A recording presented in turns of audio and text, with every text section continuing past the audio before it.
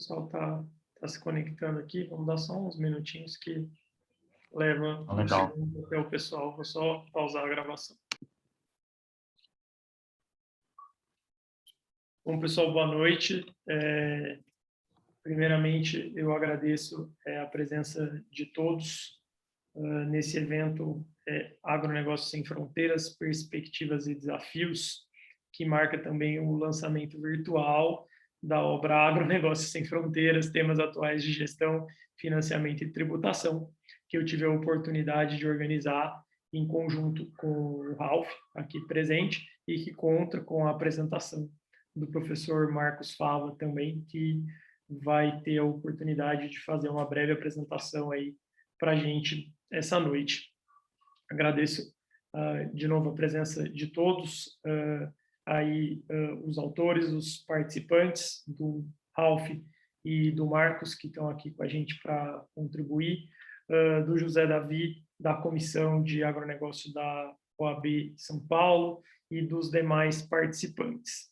Também é aí minha função institucional, enquanto anfitrião, agradecer a promoção da diretoria da 12ª subseção, na figura do presidente Luiz Vicente, a coordenação do Departamento de Cultura e Eventos, na figura do André Geia, a Comissão de Direito Tributário, da qual Ralph e eu somos integrantes, e a Comissão de Direito Agrário e de Agronegócio da OAB Ribeirão Preto, na figura do José Roberto. Além disso, esse evento conta também com o apoio institucional da Comissão de Cultura e Eventos da seccional da OAB, e a quem eu agradeço na figura do Alexandre Luiz e do presidente Caio Augusto dos Santos. Então, meu muito obrigado a todos, que foram as pessoas que viabilizaram a nossa participação e o lançamento virtual aqui do livro. Aproveitando a oportunidade, esse é o primeiro evento em formato de lançamento ou de live em que a 12ª subseção da OAB, pela grande procura que teve, ela vai emitir certificados de participação. Então, todos aqueles que tiverem interesse em obter o certificado de participação, como esse evento está sendo transmitido ao vivo e depois ele vai subir para as redes sociais da subseção, eu peço que vocês deixem o nome de vocês aqui no chat, o nome completo e o e-mail, para que vocês possam depois receber os respectivos certificados de participação, que essa é a forma que a gente tem para controlar quem esteve aqui presente. Então, por favor, aí, quem quiser o certificado, pode deixar marcado aqui no chat, beleza, pessoal? Bom, feitos os agradecimentos gerais e também para não tomar mais tempo da agenda de todo mundo, eu vou tomar a liberdade, como organizador, de contar rapidamente a história por trás do Agronegócio Sem Fronteiras.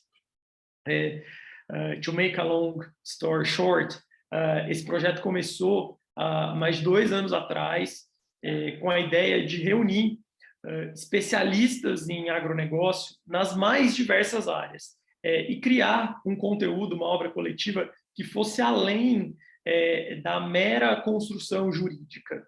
Isso foi, na verdade, como o próprio Marcos vai falar mais para frente, um grande desafio, porque coordenamos autores de diferentes formações, então nós temos advogados, economistas, contadores, administradores, engenheiros, para falar dos mais diversos temas, que vão desde questões jurídicas mais tradicionais, ligadas a contrato, ligadas a financiamento, ligadas à tributação, mas passando também por temas de gestão de empresas, temas contábeis espinhosos para o agronegócio, contabilidade financeira, head accounting e outras questões que estão relacionadas ao dia a dia do agronegócio brasileiro, mas que até então não tinham um tratamento uniforme e sistematizado.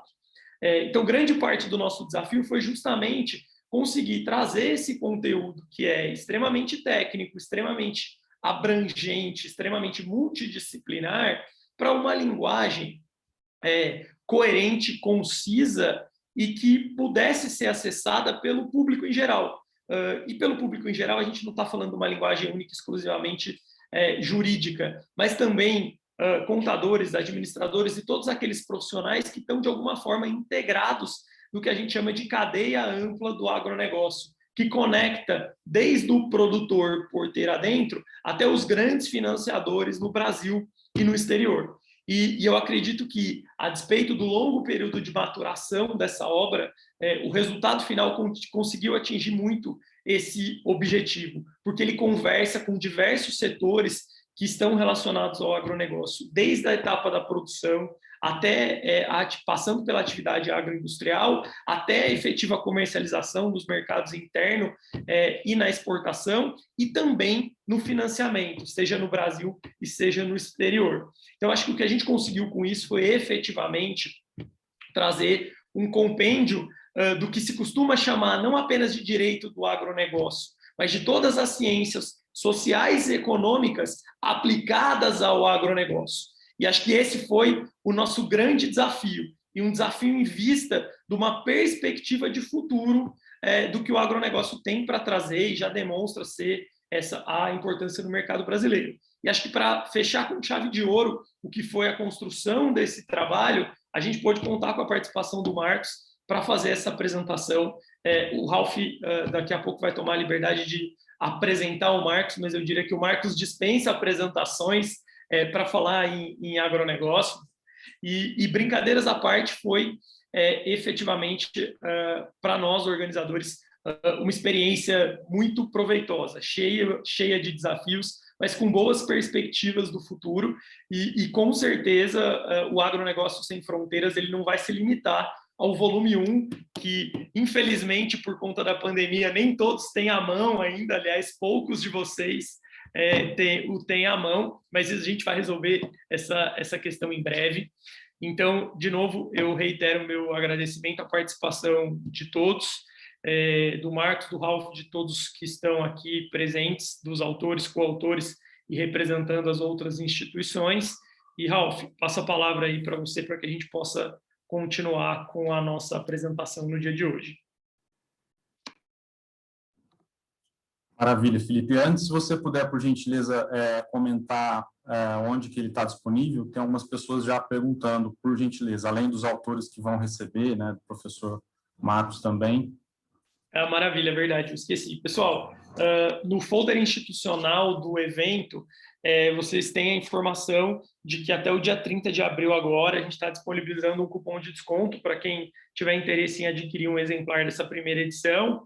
Ele está disponível em alguns marketplaces online, está chegando nas livrarias físicas também esse mês, e tem 15% de desconto para quem comprar na livraria da editora, para facilitar a vida aí de todo mundo. Ao invés de falar o endereço, eu vou deixar aqui no chat, mas usando o cupom de desconto do link, vocês conseguem 15% de desconto na editora, na livraria virtual da Max Limonati, que é a editora que está apresentando aqui esse primeiro volume para todos nós, mas eu deixo as informações aqui no chat para todo mundo.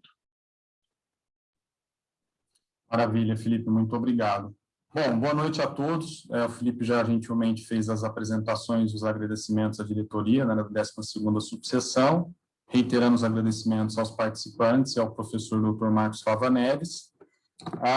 Como o Felipe falou, né, dispensa apresentações, mas nós, como admiradores, né, das pessoas que se dedicam à pesquisa e ao ensino, que dá trabalho, né, não é simplesmente colocar isso num currículo Lattes, né, você precisa se dedicar, enfim, e eu faço questão de rapidamente falar um pouco, né, até do currículo do Marcos.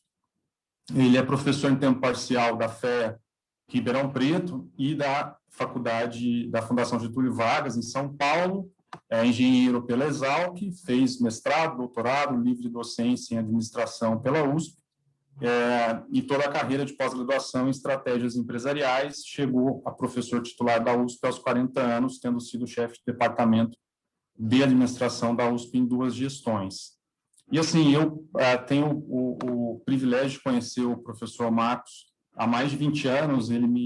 Eu tive aulas com ele em 99, lá nos idos do curso de administração da USP aqui em Ribeirão Preto. E antes até de entrar, nós estávamos lembrando, né, o quão inovador o professor Marcos era. Eu vou já começar a dispensar o professor, tá, Marcos, se você me permitir, para não ficar muito formal. mas enfim, já soltei o doutor, agora eu dispenso o professor.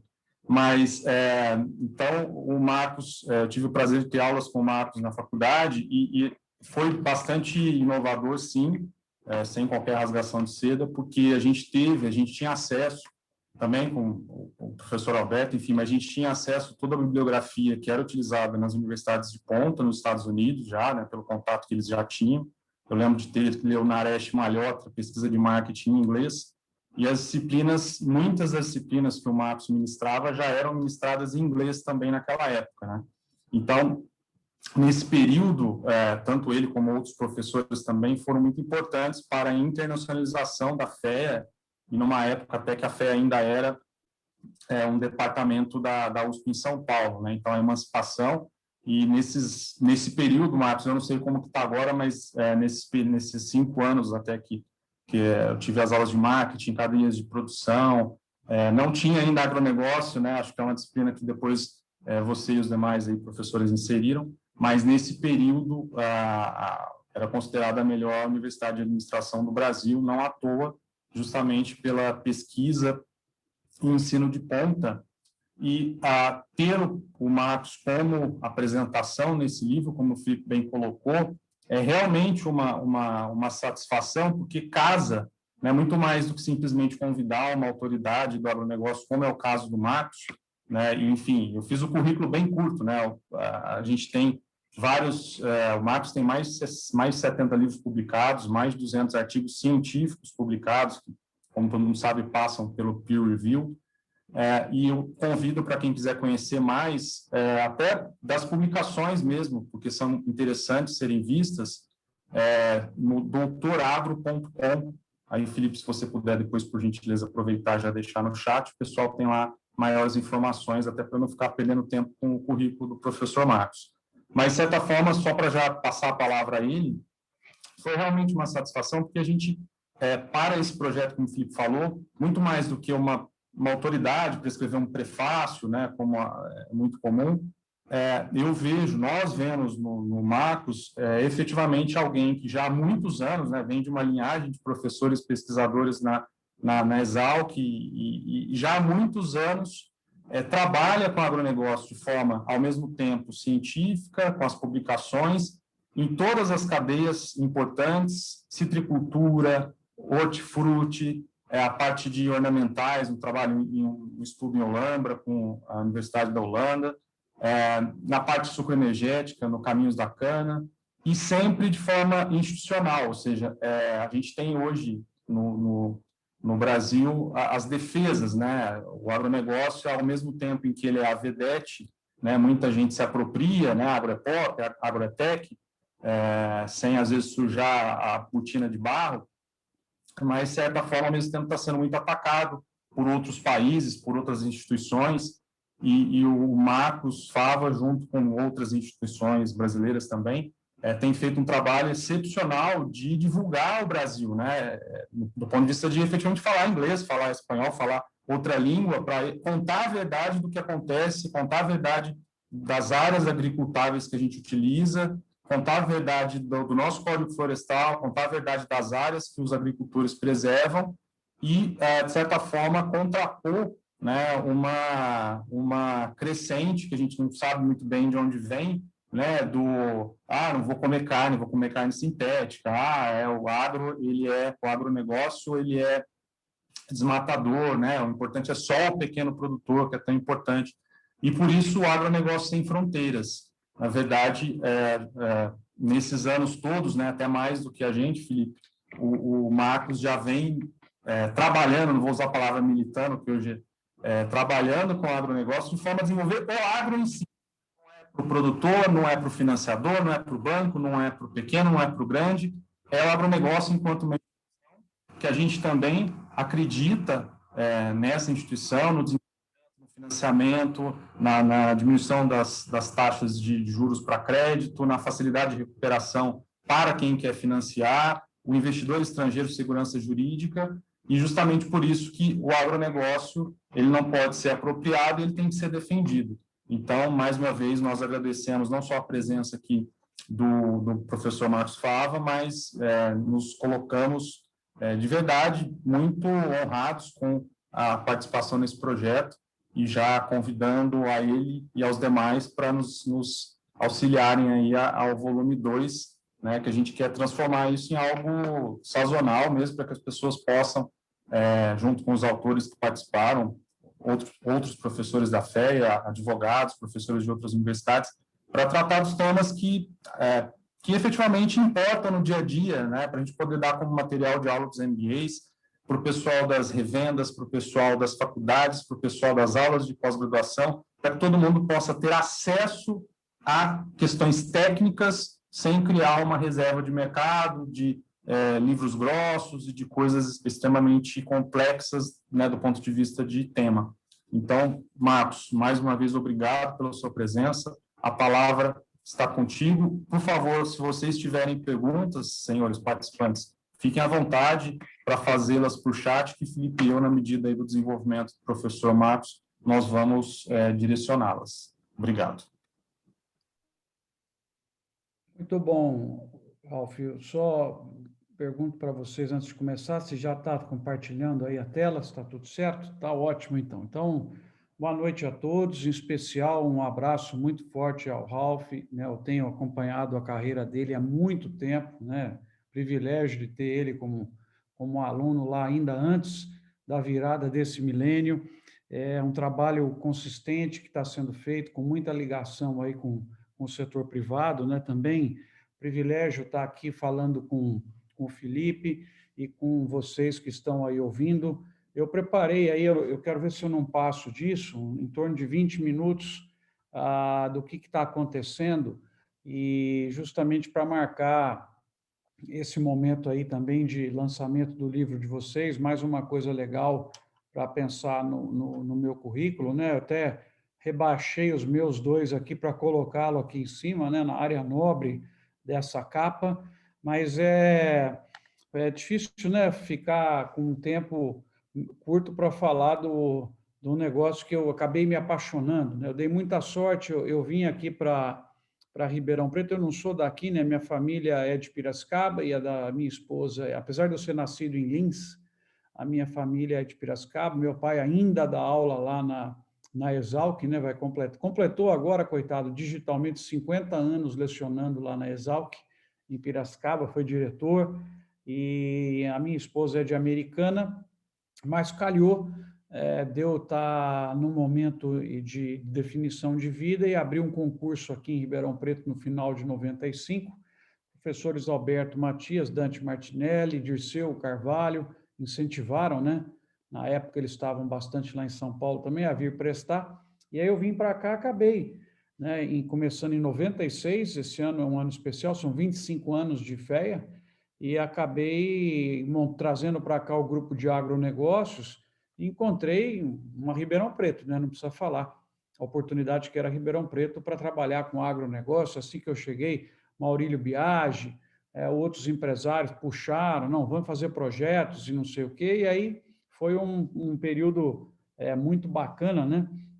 Que a gente viveu, que eu vou contar para vocês aqui, 30 anos que eu completo esse ano de agrônomo e 25 anos de FEA, né? Eu fiz Exalc, como o Ralf falou, e hoje eu estou aqui em praticamente 5 universidades, né? 2 em tempo parcial, que é aqui na FEA, em Ribeirão. Eu mudei em 2008, né? 2018, a partir de um convite para dar aula na GV em São Paulo também. Então, hoje eu tenho dado praticamente as mesmas disciplinas nas 2, né? Escolas, principalmente disciplina de Planejamento e Gestão Estratégica, está sendo oferecida aí às segundas-feiras. Quem quiser assistir é pelo Meet, está convidado na graduação, e as 3 disciplinas optativas de agronegócio. Como o Ralf disse, não tinha na época, né? A gente tinha que adaptar o conteúdo de uma optativa de marketing industrial para poder dar o conteúdo de agro, avisar os alunos antes, né? Não matricula se você não quiser isso. Agora tem, pelo menos na ADM, tem 3 matérias, né? Uma de introdução, uma de estratégia e uma de estudos de casos. E eu tenho uma ligação histórica também com a Universidade de Buenos Aires, com a Universidade de Purdue, onde o meu pai fez o pós-doc em 77 e 78, eu pude morar lá com 10 anos de idade, e voltei lá como professor, né, em 2013. Até foi um período legal, porque eu quando morei lá, era entregador de jornais, né? Naquela época podia e tinha ainda entregador de jornais, o tal do Paperboy. Eu entregava lá no condomínio onde meu pai vivia, de apartamentos, e consegui guardar um dinheirinho lá. E daí, quando eu voltei para dar aula, eles falaram from a paperboy to a professor, né? Era um caso interessante lá em Indiana, uma universidade fantástica, como se fosse a Exalc lá dos Estados Unidos, né?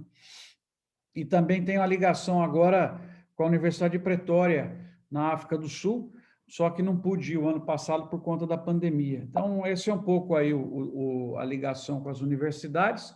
E aqui, basicamente, a minha honra principal é ter contribuído com a formação de 1.500 administradores de empresas.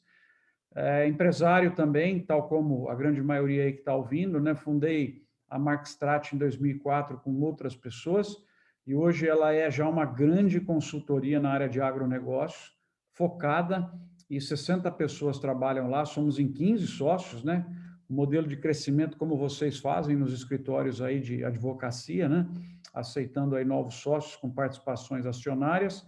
Também tenho aí hoje, são investimentos em 4 startups, e gosto muito de trabalhar em projetos do agro, e acho que a gente tem muito essa missão aqui, né? Essa proposta de valor que eu tive o privilégio de ser uma vez contemplado com uma matéria da revista Nature, né? E eu gosto muito dessas 3 frases aqui que eu falo para abertura de qualquer evento, palestra, empresa, tal. Nós temos que fazer o que as pessoas querem, né? E não o que sabemos como fazer, achamos que elas querem, então, orientação para a demanda.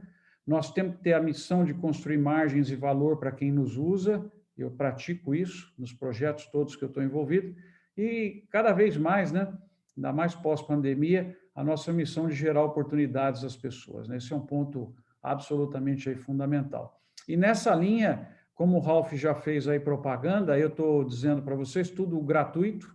Aqui, quando eu fiz 50 anos, vocês estão vendo aquela estante de livros ali, todos são os nossos livros, eles foram digitalizados e passaram a ser gratuitos aqui nessa plataforma, justamente para criar oportunidades às pessoas, e também criado um canal no YouTube que tem tido uma repercussão muito legal, e é para mim, pessoal, como se fosse um desencargo de consciência, né? Eu gravo as aulas, eu gravo depoimentos, eu gravo, fica tudo lá. Quem quiser assistir, assiste, né? Que hoje a educação está aí à disposição gratuita, então vocês podem seguir. Eu também tenho uma listinha de distribuição de materiais novos no agronegócio. O Ralph está autorizado agora a colocar o meu número de telefone aí no chat. Quem quiser, é só mandar o nome completo para mim. Você tem que me salvar, né, nos seus contatos, porque senão você não recebe. E aí manda o seu nome completo, eu já te salvo aqui na lista. Falha de vez em quando, mas todo sábado cedinho eu mando um vídeo, um comentário, que são esses daqui. Fiquem à vontade para seguir, né? 30 anos.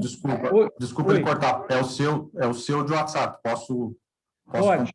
Então, tá. É o 4499. Pode colocar aí e já o pessoal me salva e manda o nome completo para receber quem tiver interesse, né?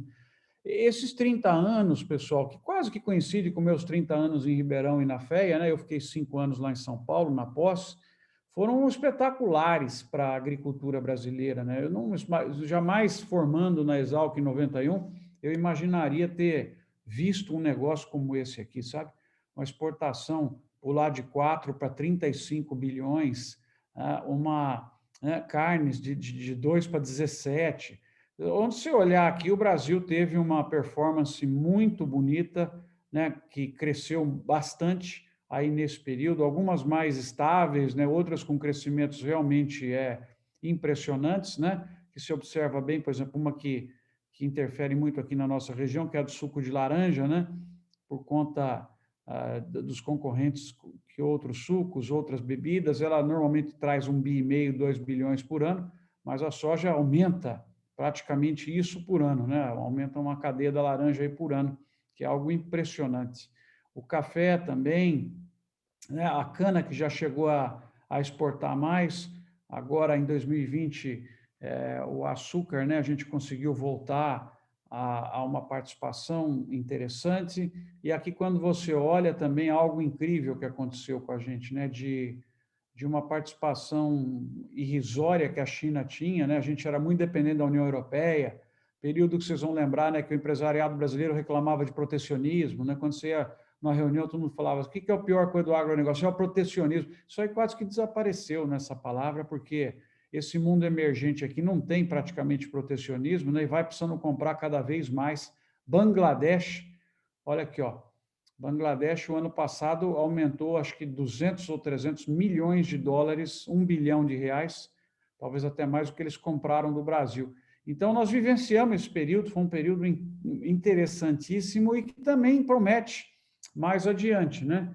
Então, aqui, pegando algumas commodities, né, a gente acompanha, e agora tem a turminha bem organizada para fazer isso aqui, sempre atualizado para mim, na minha equipe, a soja, né? Olha aqui o Brasil, 75 milhões de toneladas, vai para 134, né, em 2021, e de 29 milhões, bem atrás dos Estados Unidos na exportação, a gente pula para 85, né? Abre uma distância que eles não vão mais alcançar, e chega a representar, Ralph e Felipe, 50% das importações mundiais de um produto importantíssimo na dieta dos países, vem do Brasil. 50% do que o mundo importa de soja, 1 em cada 2 grãos, vem do Brasil. No caso do suco de laranja, que é o nosso produto com maior participação, mas ele não cresce mais, vocês viram que é ao redor aí de 75%. Daí, na sequência da soja, já o açúcar, outra vez, né, porque o Brasil fez nos últimos 12 meses, provavelmente deve ter chegado a 45% do açúcar do mundo. Do milho, é uma cadeia muito interessante. Nós lançamos agora às 4h o movimento Somos Milhões. Vocês podem acompanhar aí pela internet, vai ser o meu vídeo de sábado, apoiado por uma empresa de sementes, a Nideira, para poder forçar o desenvolvimento sustentável da cadeia do milho, que hoje nós estamos com um gravíssimo problema de suprimento de milho no Brasil.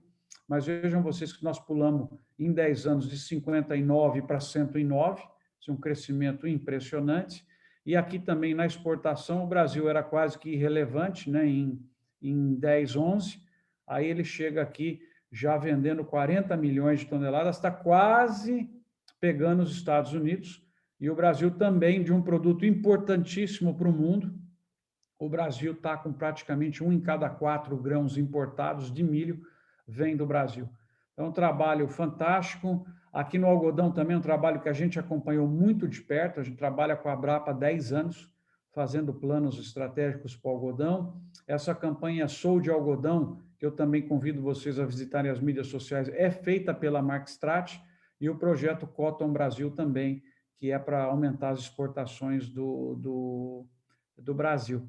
Mas aqui vejam vocês a produção, né? O Brasil vai de 1,9 para 2,5 milhões de toneladas de pluma, cai um pouco aqui porque nós diminuímos a área, né? Que ela foi mais para soja e milho, até para atender esses preços, e aqui vocês percebam que o Brasil vai de 480 mil toneladas de pluma para 2,18 milhões.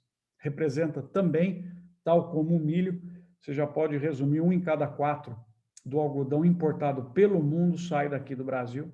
É um produto que já é altamente sustentável, é o melhor algodão do mundo e vai ser o maior ainda nessa década, vai passar aos Estados Unidos. Então, vocês vejam que passando no milho e no algodão, a gente já está no açúcar, na soja, e vai aumentando, né? No frango, o Brasil também número 1, só que no frango o Brasil lidera há muito tempo já, né? Que tem um dos modelos mais competitivos que existe, que é esse modelo BRF, Aurora, né, coordenado, que vocês já ouviram falar e muitos já estudaram e até defenderam judicialmente, né, nas oportunidades que tiveram. Então, o frango está crescendo, mas a uma velocidade menor, é uma pena, né, aqui poderia ser um pouco maior, porque é exportação de produto com agregação de valor maior, mas o Brasil representa 1 em cada 3 frangos importados no mundo, 1 em cada 3 vem do Brasil. Trabalho muito bom também da Brazilian Chicken, da BPA e outras que vocês estão vendo, né? Na carne bovina está assustador o que está acontecendo, né? Vocês viram aí, R$330. Se falasse um ano atrás, a gente estava, até tendo os vídeos lá, né? Fala, putz, vai ser difícil, né? Pandemia, mercado mundial caindo, mercado do Brasil vai sobrar boi. Olha só que erro, né? mas é um erro justificável hoje. O pecuarista nem fica bravo de ver o erro que eu fiz e outros fizeram. Mas aqui o Brasil estava acumulado, empatado com outros 4, aí ele abre praticamente 1.200.000 toneladas de carne bovina acima do segundo colocado e chega a 25% de participação de mercado. E aqui a chance é muito grande, até porque nós estamos com um fenômeno super legal, que é a Ásia, que eu já vou falar daqui a pouco para vocês, aqui na perspectiva futura. Então, essa primeira parte foi contar um pouco que trabalho formidável permitiu surgirem as agrocidades e se desenvolverem no Brasil, né? Quando eu vinha para cá, para Ribeirão, tinha 300 mil habitantes, né? Piracicaba, que é onde é 200, né? Hoje você vê o que é Ribeirão Preto, você vê o que é Dourados, você vê o que é Petrolina, o que é Sinop, Luiz Eduardo Magalhães, né? Chapadão do Céu, Chapadão do Sul. São lugares que você vai e fala, meu Deus, isso aqui é outra, parece que nem pandemia tem, né? É aquela economia girando, é preço de terreno que a pessoa comprou por 30, já vale 300. É aquelas coisas impressionantes que a gente viu acontecer, né? Em Chapecó, lugar Passo Fundo, né? Cada vez que você volta, você vê é o agro-Brasil, né? Que puxou esse crescimento, segurou um pouco a ida das pessoas para os grandes centros urbanos, né? E transformou nas agrocidades, nas médias cidades, que hoje tem um padrão de vida legal, né? Eu não sei o que Dourados fica devendo, tá certo que é longe, né? Você precisa ir para São Paulo, é uma confusão, tal, mas, pô, restaurantes de primeira linha, né? Academias de primeira linha, educação, né? Essas cidades eram horríveis, né? E hoje você vê que ela permite as pessoas ficarem lá, né? E aí, então, para frente, eu peguei só alguns quadros para mostrar para vocês. Esse aqui, para mim, é um que mostra o que vai acontecer ainda, que é um quadro que sai mensalmente lá na FAO, vocês podem acompanhar, né? World Food Price Index da FAO, que é a produção, utilização e estoques de cereais. Eles também soltam o preço das commodities, só como é que nós estamos aqui em 2021, né? Então, e aqui a análise dos últimos 12 meses, o que aconteceu. Então, estamos vivendo uma farra impressionante. É o maior indicador de preço das commodities em 2021, nos últimos 7 anos, e ainda tudo nós temos o dólar, né? Porque normalmente, quando subia as commodities, o real valorizava. Agora não aconteceu isso. Então, é uma situação única que nós estamos vivendo, com esses preços aí em reais, que vocês estão vendo, o milho hoje chegou a quase R$100 a saca, né? Passa de 100, volta um pouquinho, né? A soja 160, 170. E aqui, então, mostra um pouco o driver, ó. Essa linha amarela, que é a linha de consumo de cereais no mundo, vocês têm que olhar do lado de cá. Então, ela está hoje em 2,7 bilhões de toneladas de grãos, bilhões com B de bola, né, de toneladas de grãos, enquanto que aqui você tem 2,3. O que significa isso, pessoal? Aumentou 400 milhões de toneladas o consumo anual em 10 anos, né? Então, está aumentando 40 milhões de toneladas de grãos por ano.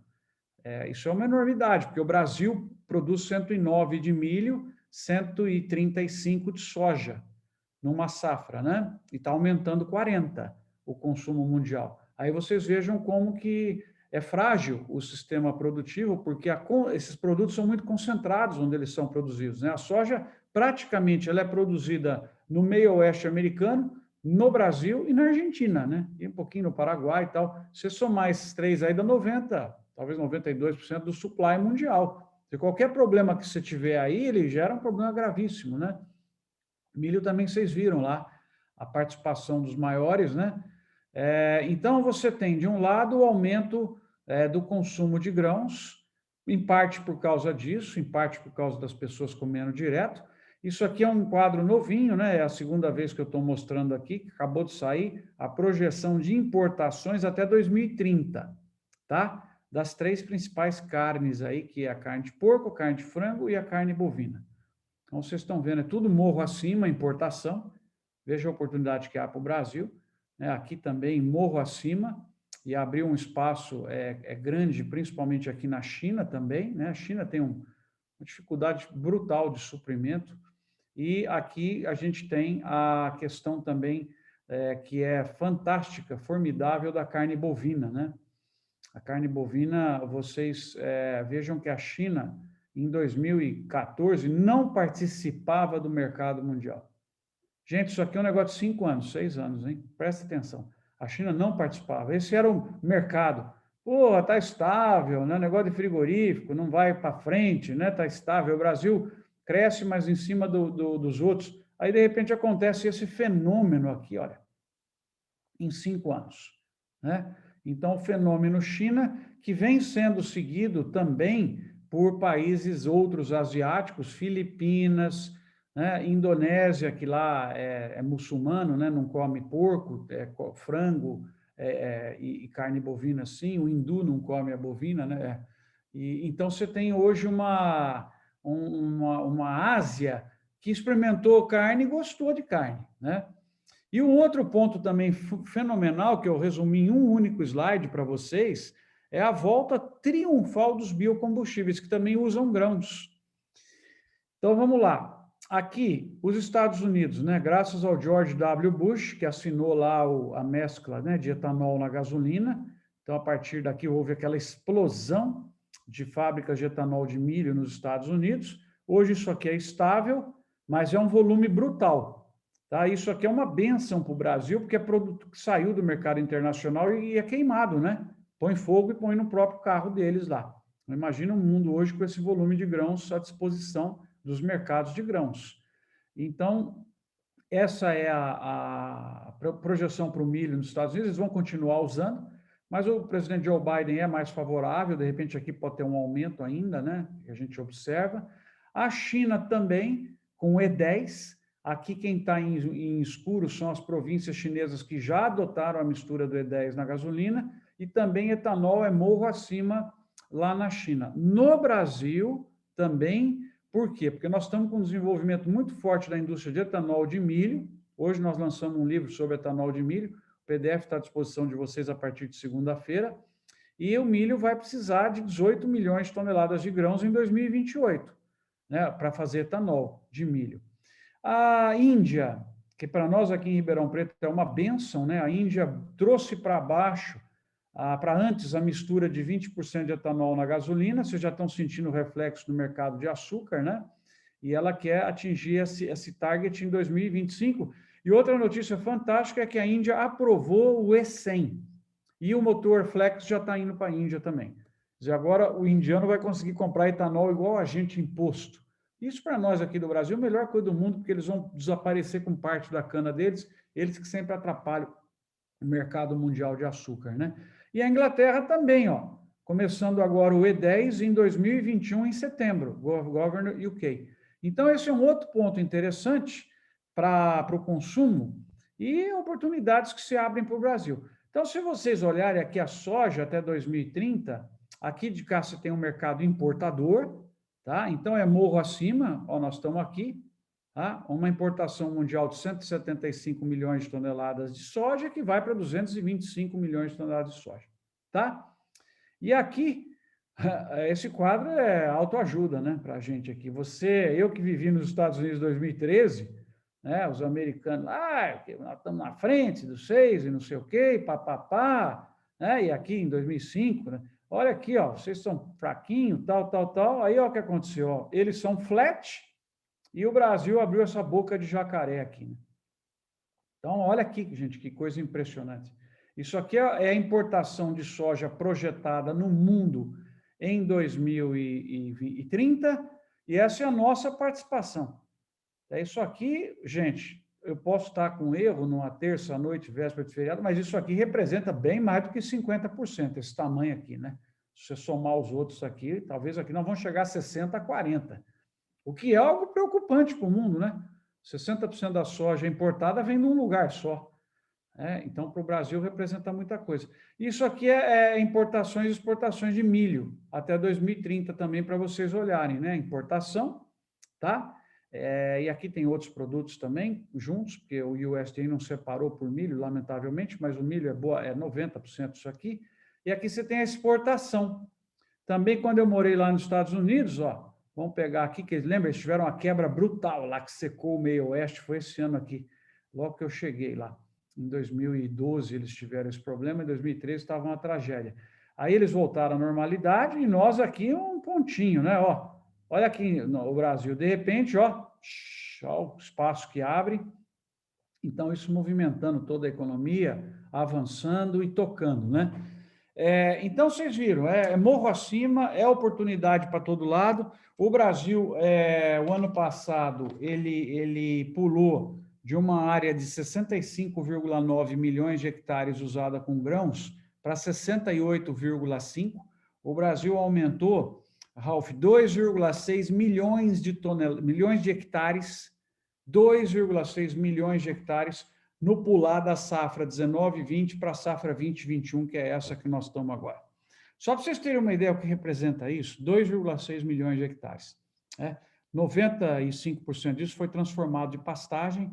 Nos últimos 30 anos, o último meu vídeo de sábado, se vocês quiserem assistir sobre isso, a pecuária vem cada ano liberando 1 milhão de hectares de pastagem para a agricultura, né? Já estou falando isso aí por causa da questão da sustentabilidade.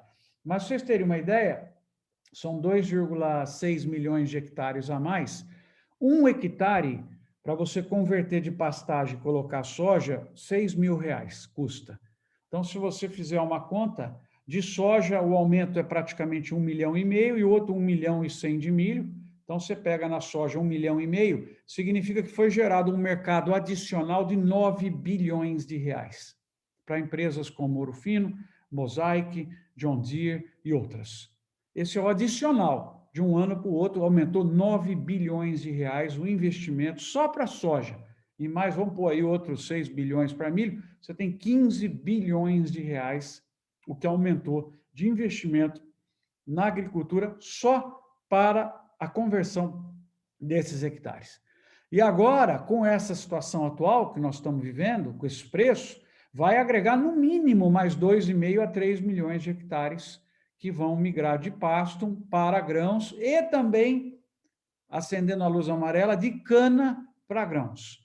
Tá? Eu sou membro do conselho de uma cooperativa forte na área de cana e está assustando o tanto de produtor que tirou a soja agora, de área de renovação, que vocês acompanham, e não plantou cana, esperando para fazer mais um ciclo de grãos em setembro até janeiro do ano que vem. Tá? Então, vocês estão vendo o que está acontecendo aí. Nós vamos agregar, por baixo, 5 milhões de hectares em 2 anos. Só aí você fala nos Estados Unidos, o nego entra em colapso, né? O Brasil usa hoje 68,5 milhões de hectares para grãos, sendo que desses 68, vocês sabem que o Brasil tem 851 milhões de hectares de área, né? Então, 68,5, se você fizer a conta aí, vai dar uns 7,5% mais ou menos. Só que não é 68,5, é 48,5 milhões de hectares, porque 20 são usados 2 vezes. O 20 é onde entra a safra 2, que é na mesma área da safra 1. Então, na verdade, não é que o Brasil usa 68,5, né? Para fins de uso de fertilizante e tal, lógico, você plantou 2 vezes, precisa. Mas de área mesmo do país para grãos, é 48,5 milhões de hectares usados. Se você fizer uma conta rápida com 851 milhões, dá 6% da área do Brasil, 7%. Isso é para grãos. 5%, né? Por aí, 5, 6%. Isso é para grãos, pessoal, para grãos, né? Aí você põe hoje o Brasil deve estar usando uns 80 no total aí, né? Quando você coloca 2 safras, você deve ter uns 12 milhões, de 12 a 15 milhões hoje sendo usados por cana. Cana é uns 9, laranja 400 mil, café um pouco mais do que isso. Você deve ter no total uns 12 milhões. Então, o Brasil hoje ele usa menos de 10% da área para as culturas permanentes e temporárias.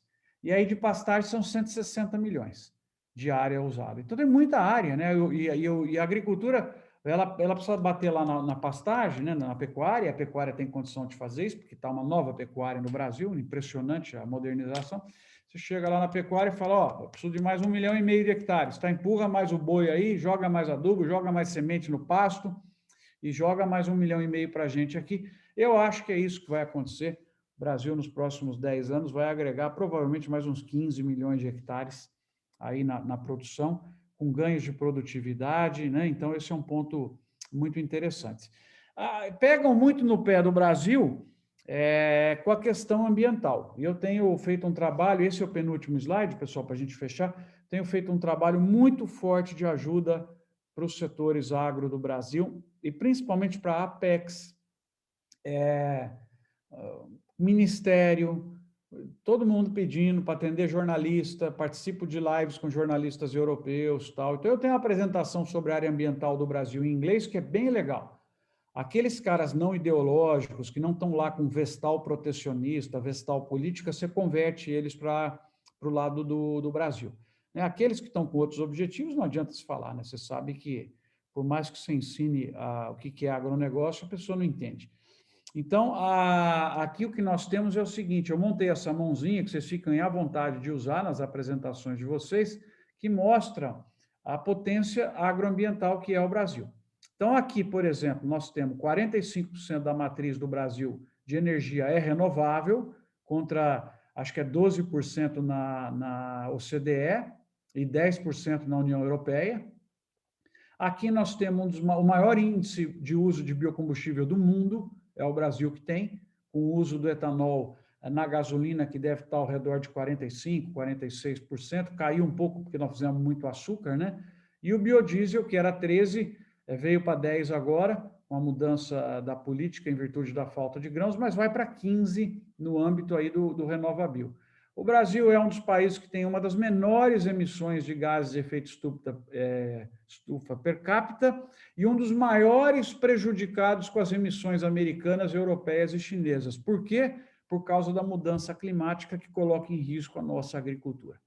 Esse é um ponto importante. O Brasil tem 66% do território coberto com florestas ou vegetação original, que é um dos maiores índices do mundo. Eu tenho as tabelas comparativas.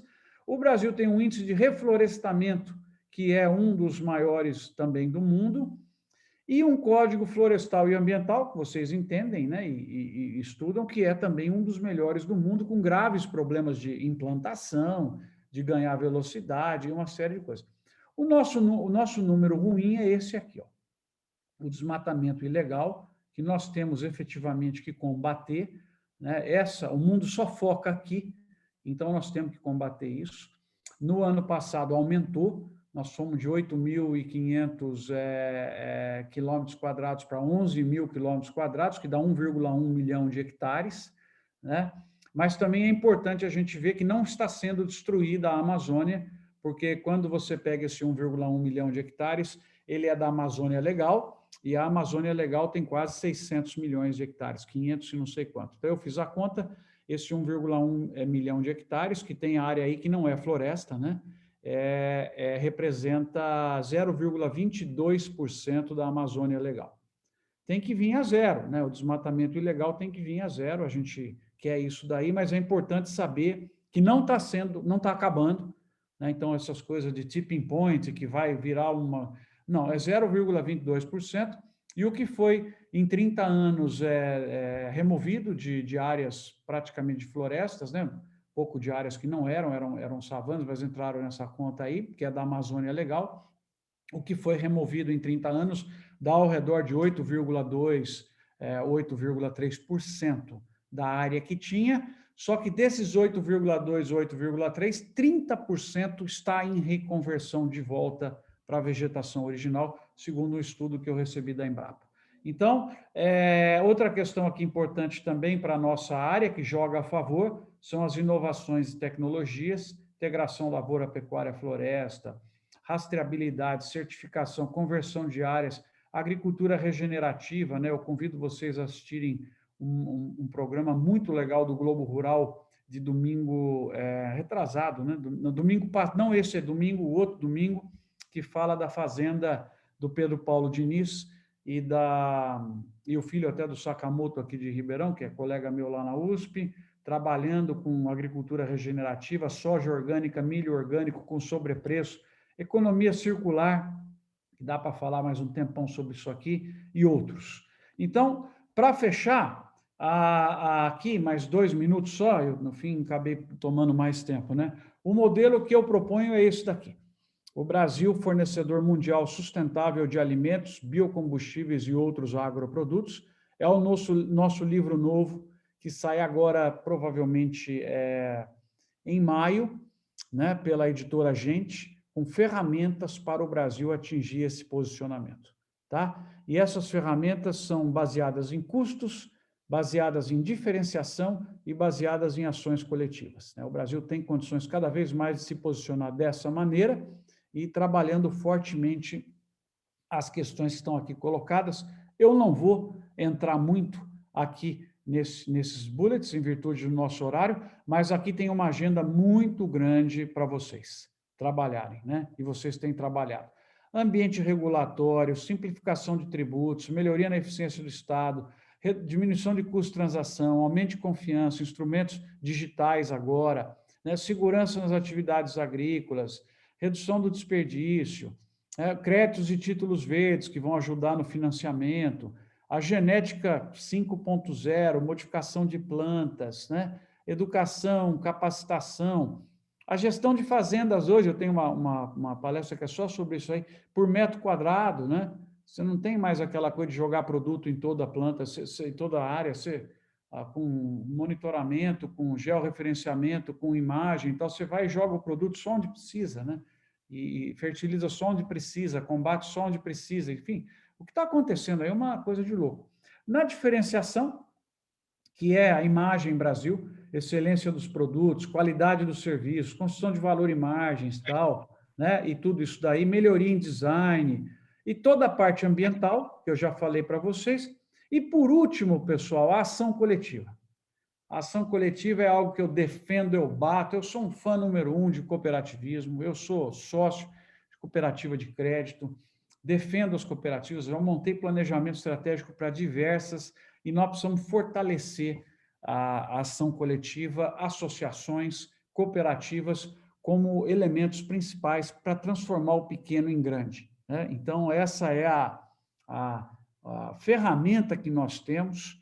Eu, se pudesse intervir mesmo, aí eu fundia essas cooperativas aí, principalmente na área internacional, criava uma Copersoi, que é uma oferta só de soja do Brasil. Então, o chinês levanta a voz lá, a Copersoi fala, então tá, eu seguro aqui os produtos, né? Você vai ter problema aí. O que hoje a gente tem é que uma fura o olho da outra e faz briga, dumping de preço, e tenta conquistar market share. Isso aí precisava organizar. Organizar a oferta, né? E quem fez isso foi a Nova Zelândia, com a Fonterra, foi a Dinamarca, com a Arla Foods, e aqui no Brasil, eu acho que só para fechar, nós precisaríamos ter uma centralização maior do processo de exportação, né? Preservando as identidades e tal, mas com isso você chega lá pertinho, né? Aumenta o grau de serviço, monta a estrutura em Bangladesh para entregar o produto já na hora que precisa, enfim, é o que a Copersucar fez, né? Eu adoro a Copersucar, e é um exemplo de aglutinação de esforços, que hoje é a maior do mundo, né? A Copersucar manda no negócio de açúcar e no trade de etanol, agora pegou a parte da Cargill na Alvean, e eu tenho muito orgulho, né? Porque a gente conhece as pessoas, você vai almoçar ali no Belo, tem gente da Copersucar sentado ali, que ajudou a montar, e é o Brasil dominando efetivamente o mundo e capturando valor em cima daquilo que a gente sabe fazer, né? Então, acho que o Ralf, era isso aí, para sobrar pelo menos um tempinho aí para conversar. Agradeço muito a atenção de vocês, fecho aqui, e acho que já interrompeu, né, o compartilhamento? Interrompeu sim, Marcos, obrigado. Legal. Bom, acho que eu agradeço aí a tua exposição, como sempre, extremamente elucidativa e informativa em relação ao agro. A gente discute muito, Ralf, eu e outros colegas que estão aqui nos acompanhando, justamente esse ponto de como talvez o que falta para o agro brasileiro é uma defesa mais contundente dos aspectos positivos de inovação, de eficiência, de tecnologia, de capacidade produtiva. Óbvio que a gente tem problemas, tem desafios regulatórios, tributários no mercado de crédito, desafios ambientais a serem superados, mas os achievements positivos, com certeza, são muito maiores do que isso. E esse trabalho que você faz no Brasil e fora dele, defendendo o agro, é notável, e acho que isso conclui e vai muito em linha com o que a gente pretendeu também com a idealização do agronegócio sem fronteiras. Ralf, não sei se você quer fazer algum comentário, caso contrário, eu ia passar aqui. A gente tem 2 perguntas no chat, mais uma para o Marcos já, para a gente poder fazer para ele. Mas se você quiser comentar alguma coisa, fique à Não, vontade. na verdade, assim, Marcos, muito obrigado mais uma vez, né, lembrando das aulas, e eu acho que, assim, a gente costuma dizer, né, Felipe, que isso renova a nossa fé no trabalho e na ciência, porque, pessoalmente, eu acho que falta muito para qualquer tipo de foro, qualquer tipo de discussão, dados, pesquisa, aprofundamento, ou seja, você mostra em gráficos informações, por exemplo, como você mesmo colocou até, acho que foi ontem no Fórum Brasileiro de Agronegócio, ou uma publicação, que o Brasil alimenta quase 1 bilhão de pessoas, né? Então, tem questões muito importantes, mas também tem questões de interesses que estão sendo debatidos, né? Países que querem se proteger de alguma forma, né? Como você bem colocou, o protecionismo de alguma forma já não há mais, mas ainda a melhor forma de você atacar um país como o Brasil é no esquema político, né? E aí falta justamente essa defesa, mas a defesa feita com esses dados, né? Contra dados não há argumentos. Então, realmente renova a nossa fé na ciência de efetivamente esse trabalho de buscar nos dados, buscar nas informações, construir os argumentos a partir dos dados e informações, né? Nós temos visto hoje um debate econômico e político totalmente desconectado com a ciência e não essa bobagem de negacionismo, nada disso. Assim, a ciência efetiva que está sendo feita nas universidades de ponta, as pesquisas, os estudos, as publicações que importam.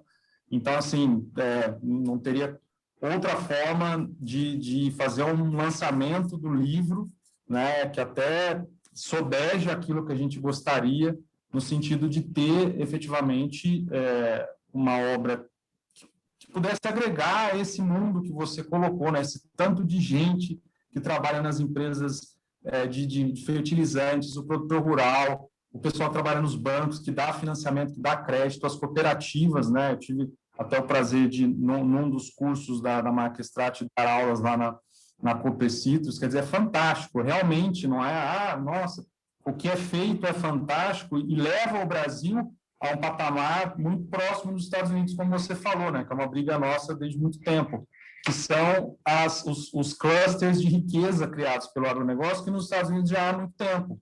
Você tem Texas, você tem outras regiões em que as pessoas vivem bem, consomem, então elas vão a Nova York para fazer uma reunião, ou a Washington, enfim, mas elas vivem em San Diego, elas vivem em Austin, elas vivem nas cidades com muita riqueza, com muita qualidade de vida, e eu acho que é isso que o Brasil deveria incentivar em Ribeirão Preto, Petrolina, Lucas do Rio Verde, Sorriso, que é esse mundão aí de, meu Deus, que a gente gosta de explorar pelas aulas que a gente, enfim, viaja para ministrar, agora a gente está conseguindo nem fazer isso. Então, assim, é realmente um motivo de muito orgulho trabalhar nesse setor, e é o setor que vai alimentar o mundo mesmo. Então, é realmente fantástico. Eu não esperava que fosse ser tão enfim, muito obrigado mesmo pela apresentação, foi excepcional. Maravilha, Ralf, obrigado. Marcos, só para a gente repassar para você aqui, a primeira pergunta que o pessoal fez, não sei se você consegue ver aí, mas como foi feito só para a gente, eu vou ler. Professor Marcos, está acontecendo pressão no governo federal para que proteja o meio ambiente e a Amazônia, o que não vem acontecendo, para que o clima não atrapalhe a produção de milho no Brasil? Eu agradeço aí a pergunta, né, da Josélia. Está acontecendo muita pressão, né? A pressão não é só internacional, ela é nacional fortíssima. O agronegócio, por exemplo, as organizações do agro fazem uma pressão brutal em cima do governo para a melhoria da performance na área ambiental. O que nós temos que entender é que não é fácil fazer esse controle pelos problemas. O desmatamento, né, José, ele é uma consequência, né? Ele é uma consequência de outras coisas, por exemplo, falta de titulação de terra, falta de monitoramento, estruturas arcaicas de controle. Então, isso não é desse governo, isso é uma coisa que vem deteriorando no Brasil, que não se resolve há 20, 30 anos. O desmatamento aumentou, de 8 para 11 mil, mas ele já chegou a 27 mil, 30 mil, durante Fernando Henrique Cardoso e no começo lá do tempo do Lula também, né? Então, é lógico que o termo que vende para a mídia é você dizer que o desmatamento aumentou 25%, e aí o nego já emenda e fala que é o maior da história, só que ele não olha o gráfico de 30 anos. Eu, quando vou apresentar para os jornais, eu mostro. E aí o que o Ralph disse, a matemática está a nosso favor. Então, quem não mostra número, quando a matemática está a seu favor, você comete um grande erro. Por exemplo, eu não sei se vocês sabiam, mas o que desmatou é 0,22% da área da Amazônia Legal. Então, se alguém chega e fala assim, se continuar assim, em 5 anos não reverte, mas em 5 anos vai ser 1% e vai cair. Então, sabe, tem que tomar cuidado, porque as pessoas vão falando, e aí quando cai na mídia, José, isso aí potencializa, porque pega a mídia, que é o seguinte, numa parte da mídia, e eu estou te falando como cientista, tá? Aqui a gente está coração aberto, eu não tenho vinculação partidária nenhuma, né? Nem veiculação, nem vinculação, né? A mídia odeia governos de direita, odeia. No geral, também generalizar a mídia também é um erro meu aqui. Mas você vê que toda vez que sai, eu tenho uma coleção disso, eu guardo tudo, porque eu tenho aula disso. Quando sai uma matéria contra o Brasil, eles dão um jeito de enfiar o Bolsonaro e dão um jeito de enfiar o far-right. Sempre aparece isso para já dar raiva numa parte grande das pessoas que estão vendo lá. E sai 10 vezes mais o problema, sempre. Teve um caso que é interessante aí de um professor da Federal de Minas, que publicou e encontrou lá que tinha menos de 2% tinha problema, mas poderia ter um ou outro caso. Bom, lá na Europa saiu que 25% da produção do Brasil estava contaminada com desmatamento. Eu tenho tudo isso aí, saiu na CNN, saiu no The Guardian, eu tenho todas as matérias.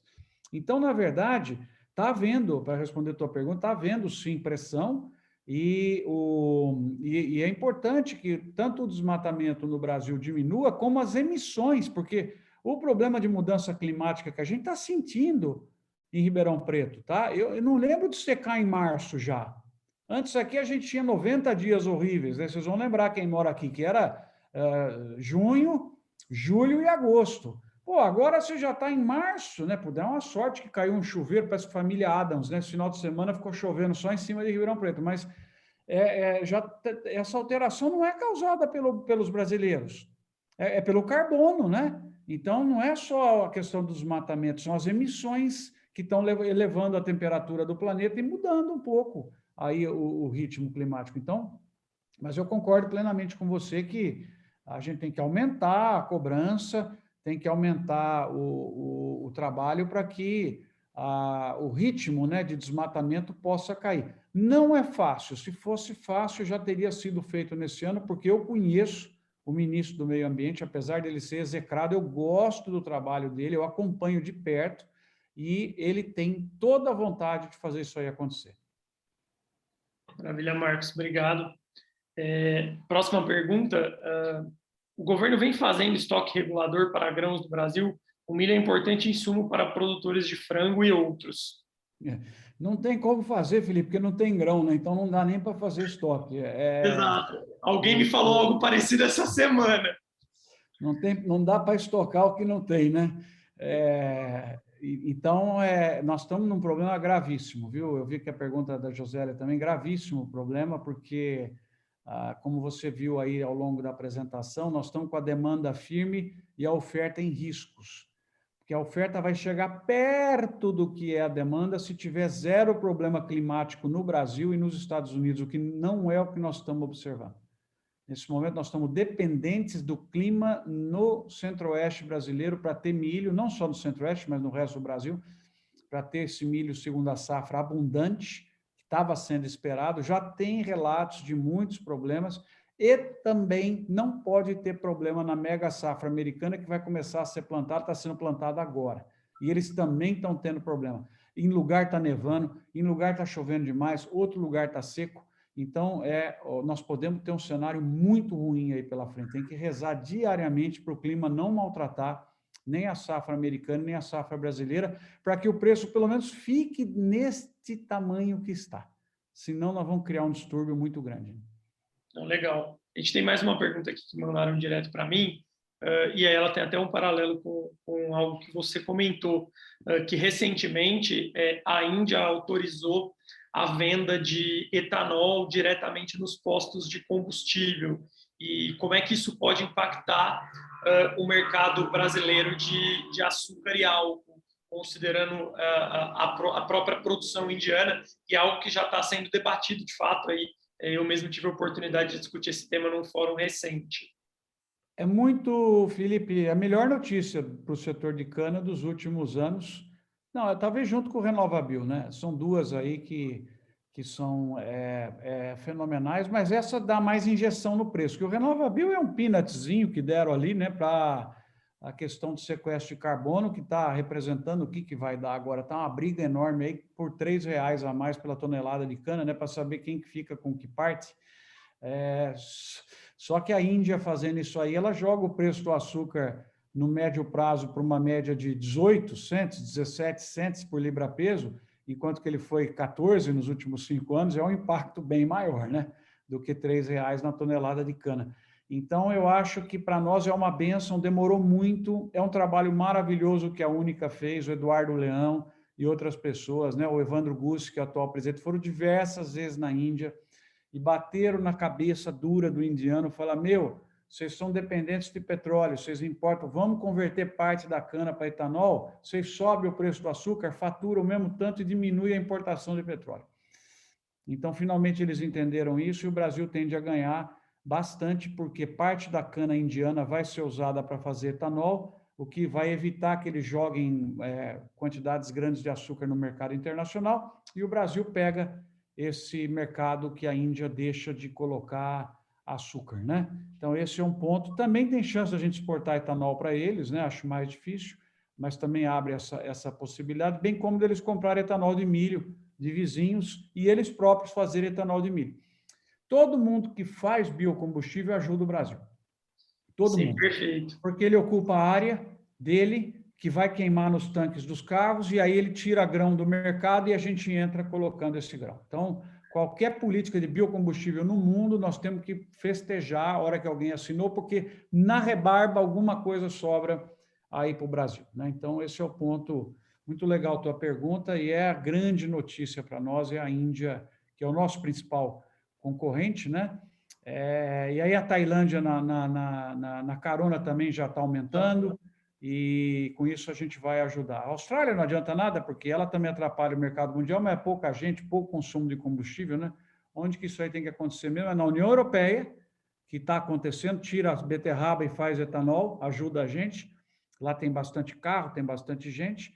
É na Tailândia, é na Índia e aqui no Brasil também. Não, perfeito. Excelente avaliação. Concordo em gênero, número e grau aí com a sua colocação. Essa diferença no preço do açúcar vai ser um refresco para o sucro energético, que nos últimos anos aí ficou com o preço praticamente congelado em mercados internacionais. E os indianos já estão produzindo indiretamente etanol de milho aqui no Brasil, né? Tem grandes companhias indianas operando aqui no Centro-Oeste. Marcos, não sei se a gente ainda está com tempo, mas tem mais 2 perguntas aqui, e aí a gente encerra, tudo bem? Pode ser. Vamos lá. Marcos, como você vê as campanhas de eliminação, sobre o mesmo tema, as campanhas de eliminação de açúcar em refrescos adoçados e de substituição de carne bovina por soja sintética? É muito legal a pergunta. Vamos lá, elas requerem um tempo maior, cada uma tem uma explicação, né? No caso do açúcar, eu não me preocupo porque você tem substituição em países mais ricos, diminuindo o consumo. Por outro lado, as pessoas entendem que um pouco de açúcar você precisa ter, é uma variação que aconteceu nos últimos 10 anos, mas você tem entrando no mercado um monte de gente que não tem acesso ainda a produtos que usam açúcar, como sorvete, suco, sobremesas e outras coisas mais. Então, na minha leitura, nos próximos 10 anos, o mercado de açúcar vai continuar crescendo no mundo, talvez 0,7% ao ano. Ele já crescia 1,5%, 2%, mas agora caiu um pouco, principalmente com os emergentes, substituindo o consumo de Europa, Estados Unidos e mesmo o Brasil, né, com regulações que você tem aí que exigem um menor teor de açúcar nos alimentos. Então, essa é a do açúcar, já está aí o meu número. A outra é a do produto substituto, também não vai ameaçar a carne bovina, porque você está vendo lá a projeção de importações, só que sim, a plant-based, né, ela vai pegar um pedaço do mercado, como o orgânico também pegou, ela vai pegar um pedaço do mercado, é um pedaço importante, crescente, essas companhias têm um valor interessante, tem, mas eu acho que não atrapalha o business principal. E aí é o seguinte, o que acontece, sob a ótica de estratégia empresarial, é que assim que essas startups dão certo, quem que compra elas? É a Minerva, é a JBS, por quê? Porque essas startups não têm acesso ao mercado, né? Por que o Minerva virou hoje uma empresa de foods e não mais de carne bovina? Porque ele construiu todo um acesso ao mercado internacional e hoje ele origina frango, peixe, porco, salada congelada, batata e usa o canal dele para colocar lá. Então, essas startups, elas não vão conseguir escalar para chegar no mercado, no go-to-market do hambúrguer de planta. Não vai. Quem vai comprar são as grandes de carne e vai agregar na linha, que é o que elas já fizeram, né? Agora, só para fechar, o que mais me preocupa é uma tecnologia que eu aprendi faz um mês, que é o seguinte, que já está acontecendo em Singapura e em Israel. Porque uma coisa é a carne, e esse de plant-based não é carne. Você não pode falar que é carne, não é carne. Né? E não chega perto do sabor. É gostoso também, é mais leve, para uma segunda-feira, um dia, é legal, né?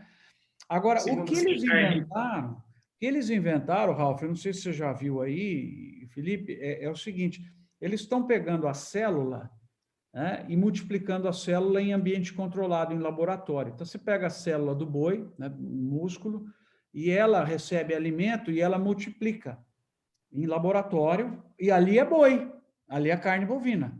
Em vez do boi fazer, é uma máquina que está multiplicando as células do boi com a mesma consistência, e aí você imprime o bife numa impressora. Isso já está funcionando. Camarão também. Né? É o meu penúltimo filme, as 10 tecnologias que mais me assustam.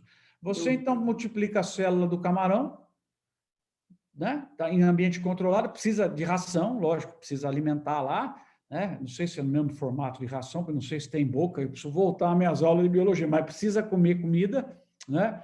E aí você pega aquela massinha e você imprime igualzinho o camarão, com a mesma cor, tal, e você come e é camarão, é sabor de camarão, é camarão.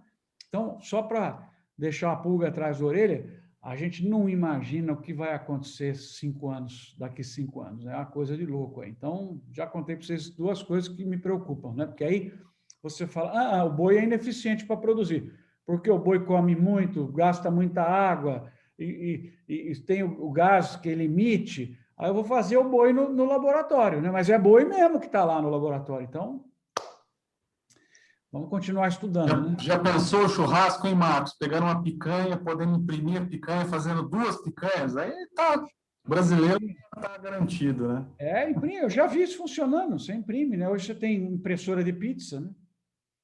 Quem está curioso, vê os filminhos lá no canal, tá tudo lá. Não, é muito legal. Marcos, agora só para finalizar aqui a última questão, desculpa, para finalizar nossa última questão, a pergunta é a seguinte: com relação às iniciativas para crédito de carbono em geral, uma discussão que tem surgido muito, ela diz respeito às políticas até de algumas grandes empresas da União Europeia em reduzir investimento na compensação de crédito de carbono, em contrapartida a investimentos na eliminação de carbon footprints, de pegadas de carbono.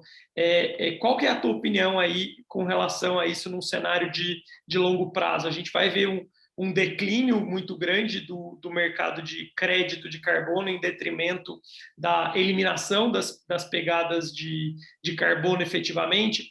Eu até tive recentemente com o pessoal da Exalc e o expositor era um professor suíço que fez esse comentário, que para algumas empresas estavam fazendo a conta de que é mais barato, no longo prazo, investir em reduzir produção de carbono do que investir em compensação de carbono, e que isso poderia afetar o mercado. E o Brasil tem investido naturalmente nessa questão de compensação de carbono. A gente estava falando agora mesmo dos CBIOS. São as duas avenidas, né? Elas não são excludentes. As empresas vão trabalhar para a redução da eficiência no seu processo para redução de emissões, ao mesmo tempo que elas vão ter que comprar se elas quiserem fazer um slogan de carbon neutral, né? Eu te pergunto como que uma Apple, que prometeu ser carbon neutral em 2025, vai conseguir fazer isso? Fabricando computador, celular, resíduo, um monte de coisa. Ela vai ter que comprar. E ela vai ter que comprar de quem gera excedente. E eu acho que essa é uma das áreas mais promissoras agora, para vocês, principalmente, que estão estudando as operações de como fazer isso, né? Esse dinheiro está sobrando no mundo. Eu vejo por demanda que a gente tem de projeto internacional para achar oportunidades, e o Brasil se coloca como um grande país, porque, mais uma vez, a matemática tem que jogar ao nosso favor. Se os caras estão emitindo 10 vezes mais por pessoa que nós, eles têm que pagar alguma coisa, não é possível, né? E aí as políticas vão ter que considerar isso. Por mais que você não queira, elas vão ter que considerar. Mas vai chegar uma hora que vai ter que considerar. E eu acho que o Brasil daí tem grande chance. E a agricultura brasileira, que é recheada também de ineficiências, ela vai ter também oportunidades com isso. Você pega, por exemplo, uma última apresentação minha internacional foi sobre a São Martinho, num evento lá na Flórida. O que tem de rodas, sobre rodas da São Martinho, dá 2 voltas no planeta por dia.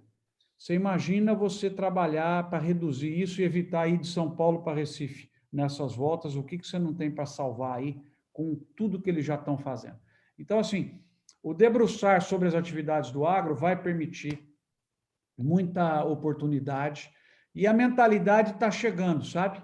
Eu acho que, assim, só para fechar, é comum você ver já muita gente falando do ESG, as empresas tentando implementar, convidando a gente para contar o que é.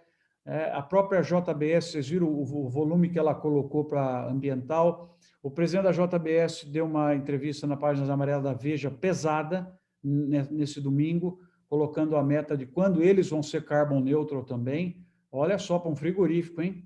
Então, assim, eu acho que quem está começando aí, que está nos ouvindo, estuda essa área, se especializa nisso, porque vai ter muito trabalho pela frente. Então, maravilha, Marcos. Obrigado. Acho que não preciso reproduzir aí de novo os nossos agradecimentos iniciais a você e a todos que participaram. É sempre muito satisfatório te ouvir falar e ouvir a defesa ponderada e fundamentada que você faz do agronegócio brasileiro, sem paixões, aliás, com paixão, mas com uma paixão fundamentada e não uma paixão sem... Paixão controlada, né? Exato, com uma paixão científica. E acho que isso é extremamente importante, quanto mais a gente puder reproduzir esse discurso em todas as frentes. Acho que está todo mundo que puder reproduzir esse discurso está colaborando aí para a gente melhorar a imagem do agro, estimular o mercado e atravessar os desafios regulatórios e atingir essas boas perspectivas que a gente tem pela frente. Com isso, pessoal, agradeço de novo aí a presença de todos, em especial o Marcos, que cedeu esse tempo dele aqui para estar conosco nessa noite pré-feriado. Inclusive, Marcos, muito obrigado. Acho que foi impecável mais uma vez.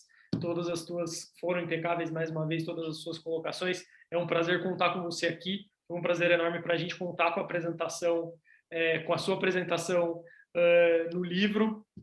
E com certeza esse vai ser o primeiro de muitos volumes e que nós vamos encabeçar e com certeza a gente vai contar com essa parceria por um longo prazo. E com isso, pessoal, Ralf, não sei se você tem alguma coisa para colocar. Com isso, eu agradeço finalmente aí mais uma vez a presença de todos. Uma boa noite a todos. O link desse material vai ficar disponível em breve nas redes sociais da 12ª sessão da Ordem dos Advogados do Brasil. A gente compartilha com todo mundo.